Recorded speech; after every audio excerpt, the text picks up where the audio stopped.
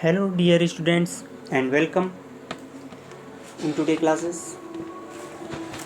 आज जो हम लोग चैप्टर पढ़ने जा रहे हैं उसका नाम है from the passing of Arthur, composed by Alfred Lord Tennyson. कई दिन बाद आज हम नया वीडियो अपलोड कर रहे हैं, तो उम्मीद है आपके पुराने वीडियो सारे कंप्लीट हो गए होंगे, आपने उसे पढ़ा होगा, नोट्स भी अब तक बना लिए होंगे। जिन्होंने अब तक नोट्स नहीं बनाए हैं वो उसके नोट्स ज़रूर बना लें। तो हम लोग आज जो शुरू कर रहे हैं from the passing of the Arthur, compose by Alfred Lord Tennyson. सबसे पहले ये जान लें यहाँ पे जो अर्थर है वो कौन है। He is king. अर्थर जो यहाँ पे आप नाम देख रहे हैं बार बार, वो किंग है, राजा हैं। वो यात्रा पे जाने से पहले कुछ बातें बता रहे हैं। वो यात्रा पे जा रहे हैं और यात्रा पे जाने से पहले वो एक अपने योद्धा को, जिस पे वो बहुत विश्वास करते थे, जिसका नाम बेडीवर था, बेडीवर, उसको कुछ बातें बताते हैं। वो क्या बातें बताते हैं वही इस पोएम में बताया गया है और जो हमें समझना है। तो आइए चैप्टर की शुरुआत करते हैं पहले स्टेंजा के साथ। And slowly answered Arthur from the barge. Barge का मतलब होता है नाव। The old order changed yielding place to new. Yielding का मतलब होता है उनकी प्लेस पे नई जगह देना एक तरीके से, to giving place. And God fulfills himself in many ways least one good custom. Custom का मतलब होता है परंपरा, ट्रेडिशन जिसको हम लोग कहते हैं। Should corrupt the world. Corrupt का मतलब क्या करता है, दूषित कर देती है। मतलब and slowly answered Arthur from the barge, मतलब नाव। यात्रा पे जाने से पहले उन्हें नाव पे बैठाया गया है और नाव पे बैठ करके कुछ संदेश दे रहे हैं। वो क्या संदेश दे रहे हैं कि ओल्ड ऑर्डर चेंज्ड, मतलब जो पुरानी आते हैं, पुरानी चीज़ें चली आ रही हैं, उनको बदलना चाहिए, उनकी जगह पे नई चीज़ें आनी चाहिए।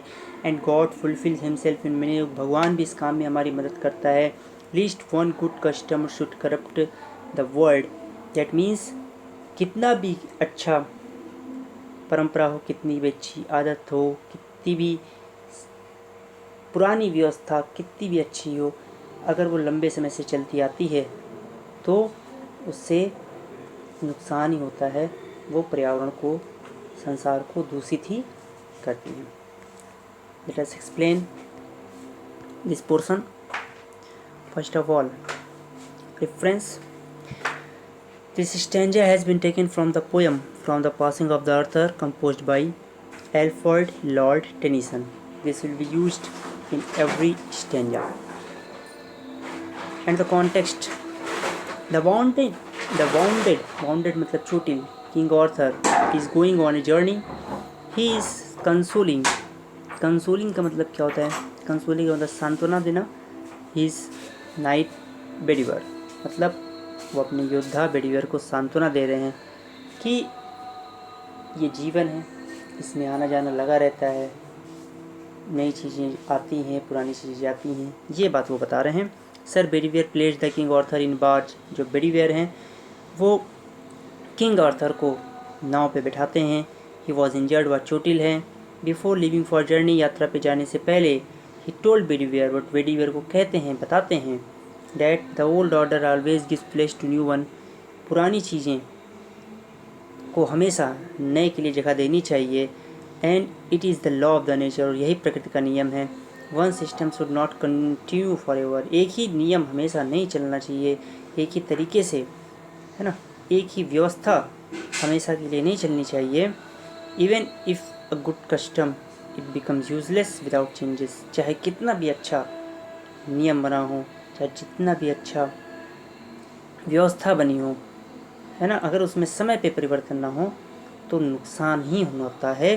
God also support such changes. भगवान भी इसमें हमारी क्या करते हैं, मदद करते हैं। ईश्वर भी ऐसे परिवर्तन का क्या करते हैं, समर्थन करते हैं। And one should accept these with open arms. इसीलिए हमें खुले बाहों से इसे स्वीकार करना चाहिए, ऐसे परिवर्तनों को स्वीकार करना चाहिए, इस पर हमें दुखी नहीं होना चाहिए। Next stanza.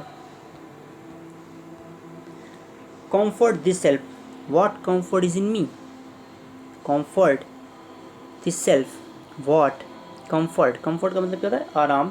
Is in me, I had lived my life, and that which I have done, me within himself make pure. But though shouldest never see my face again, pray for my soul. यहाँ पे बिडवियर क्या कह रहे हैं? बिडवियर कह रहे हैं कि उन्होंने अपना जीवन जो है बहुत ही गौरवपूर्ण तरीके से जिया है। किंग आर्थर बिडवियर से कहते हैं कि उन्होंने अपना जीवन बहुत ही गौरवपूर्ण तरीके से जिया है, बहुत ही अच्छा जीवन उन्होंने जिया है और बहुत सारे उन्होंने अच्छे कार्य भी किए हैं। लेकिन उनके कार्य यदि भगवान स्वीकार कर ले तभी उन्हें सही माना जा सकता है, जब तक भगवान उसे स्वीकार नहीं करता है ना, जब तक उसे भगवान स्वीकार ना करे तब तक उसे अच्छा नहीं माना जा सकता है। और ये भी कहते हैं कि अगर बिडवियर उन्हें दोबारा न देखे तो उनकी आत्मा के लिए क्या करे? प्रार्थना करे। If thou shouldst never see my face again, pray for my soul. Pray for my soul क्यों? क्योंकि वो बताते हैं कि प्रे में बहुत ही पावर होती है ना। प्रे इतनी पावरफुल होती है कि ऐसे काम जो किसी और चीज़ से नहीं हो सकते वो प्रे से हो जाते हैं। ये बात किंग आर्थर बिडवियर को बताते हैं। तो आइए हम लोग नेक्स्ट स्टेंजा पर कॉन्टेक्स्ट पे चलते हैं। Injured king Arthur advises his faithful knight Bedivere to move on his life and pray to the God for his soul. जो चोटिल राजा आर्थर हैं वो एडवाइस दे रहे हैं। एडवाइस दे रहे हैं का क्या मतलब है? सलाह दे रहे हैं अपने फेथफुल विश्वास पात्र योद्धा बिडवियर को कि जीवन में आगे बढ़ो, जीवन में आगे बढ़ने की शिक्षा दे रहे हैं और कह रहे हैं कि उनकी आत्मा के लिए भगवान से क्या करे? प्रार्थना करे। किंग आर्थर सेज डैट, वो कहते हैं कि their old glorious time have gone, उनका जो पुराना गौरवपूर्ण समय है वह चला गया है। The king remark that he lived his life, वो बताते हैं, वो कहते हैं कि उन्होंने अपनी ज़िंदगी जी ली है और बहुत सारे कार्य किए हैं। That is things THINGS, it is mistake. He wishes that God में एक्सेप्ट हिज डीड्स, वो आशा करते हैं कि भगवान उनके कार्यों को स्वीकार करें। Then only they can be considered as pure, तभी उन्हें क्या माना जाएगा? सही माना जाएगा, अच्छा माना जाएगा, प्योर माना जाएगा। He says that if Bedivere does not see him again, वो कहते हैं कि अगर बिडवियर उनसे दोबारा न मिल पाए, he should pray to God for his soul, तो उनकी आत्मा के लिए भगवान से प्रार्थना करें। Next,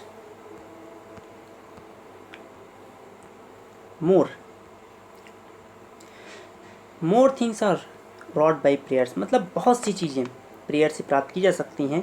then this word dream of, जिसके बारे में मनुष्य सोचता भर है उससे कहीं ज़्यादा चीज़ें प्रे से प्राप्त की जा सकती हैं। रॉट है ना, पूरा किया जाना। Wherefore let the voice, wrought मतलब पूरा किया जाना, मतलब डन, कंप्लीटेड, जो पूरा हो चुका है। Wherefore let the voice rise like a fountain for me and day, लेकिन जो हमारी प्रे होनी चाहिए वो कैसी होनी चाहिए? लाइक फाउंटेन होनी चाहिए। ऐसा नहीं कि एक बार प्रे किया पूरा नहीं हुआ तो प्रे करना बंद कर दिया, ऐसा नहीं होना चाहिए। It should be like fountain, जैसे फाउंटेन लगातार काम करता रहता है उसी तरह हमारी प्रे भी होनी चाहिए, हमेशा हमेशा हमेशा के लिए होनी चाहिए। मतलब पावर ऑफ प्रे बता रहे हैं यहाँ पे आप। The king tell about the importance of praying to the God, यहाँ पे जो राजा है वो क्या बता रहा है? महत्वता किसकी? प्रार्थना की। भगवान से प्रार्थना करने की क्या महत्वता है इसके बारे में बता रहा है। The king tells Bedivere that everything is possible in the world if we pray to God. King Bedivere कहते हैं कि इस संसार में सब कुछ संभव है अगर हम भगवान से प्रार्थना करते हैं, अगर भगवान की हम प्रार्थना करते हैं। प्रेयर्स हैज हिडन पावर, जो प्रार्थना होती है उसमें एक आंतरिक शक्ति होती है, छिपी हुई शक्ति होती है।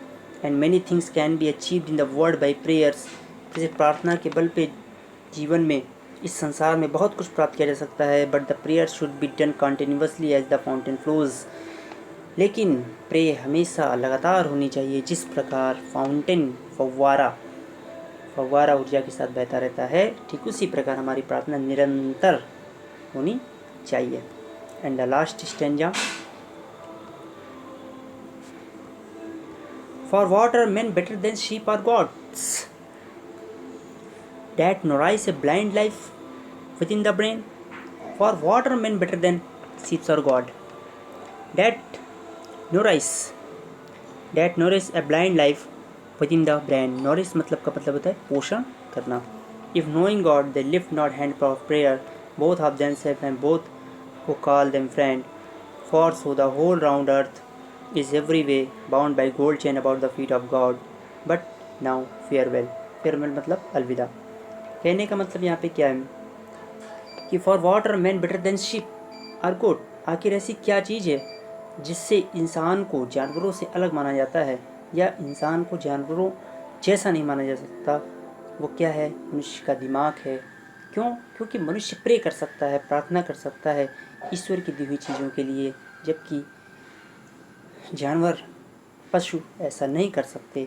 इसलिए भगवान ने जो हमें ब्रेन दिया है, पावर प्रे करने की शक्ति दी है, हमें उसका यूज़ करना चाहिए। हमें अपने लिए, अपने फ्रेंड्स के लिए प्रे करनी चाहिए। ये पूरा संसार जो एक चैन से बंधा हुआ है, जिससे हम भगवान से जुड़े हुए हैं, लेकिन सभी चीज़ों को अलविदा कहता है king Arthur.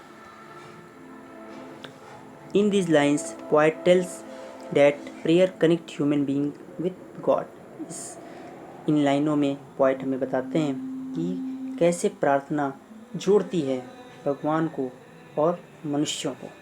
The poet says that animal do not have brain. Poet कहता है कि जानवरों के पास दिमाग नहीं होता, so they can not think, इसलिए वे सोच नहीं सकते। Importance of prayers in life मतलब प्रार्थना की महत्वता के बारे में वो सोच नहीं सकते। But human beings have brain, but जो मानव है उसके पास शक्ति है, पावर है ब्रेन की, दिमाग की। And they must know the prayer has great power. इसलिए उन्हें पता होना चाहिए, उन्हें जानना चाहिए कि प्रेयर में शक्ति होती है। The king says that human beings should pray regularly. राजा कहते हैं, आर्थर कहते हैं कि ह्यूमन बींग्स को, मनुष्यों को रेगुलरली, रोज़ाना प्रार्थना करनी चाहिए। फॉर देम सेल्फ, स्वयं के लिए, और फॉर देयर फ्रेंड्स, और अपने मित्रों के लिए। Those who do not pray are not less than animals. जो प्रार्थना नहीं करते हैं वे जानवरों के समान हैं। Every things that happen on the earth, इस पृथ्वी पर जो भी होता है इस कंट्रोल बाई गॉड्स विल, ये भगवान की इच्छा से होता है। ही सेज डैट, वे कहते हैं prayer is the link between human and the God. जो प्रार्थना है वो भगवान और मनुष्य मानव के दोनों को जोड़ने की एक कड़ी है। इस तरह से ये जो चैप्टर है ये एंड होता है, और बहुत ही अच्छी पोयम है, बहुत ही अच्छा मैसेज है। इम्पॉर्टेंस ऑफ पोयम इन और लाइफ हम कह सकते हैं। इससे हमें पता चलता है कि प्रेयर की कितनी इम्पॉर्टेंस है, और जो चेंजेस होते हैं हमारी लाइफ में वो भी ज़रूरी हैं। बिकॉज बिना चेंज के लाइफ एकदम बेकार हो जाएगी, यूज़लेस हो जाएगी। इसलिए परिवर्तन संसार का नियम है, जिसे हमें स्वीकार करना चाहिए और हमें रेगुलरली प्रार्थना करनी चाहिए। तो मिलते हैं नेक्स्ट वीडियो में, तब तक के लिए bye bye and take care. Thank you.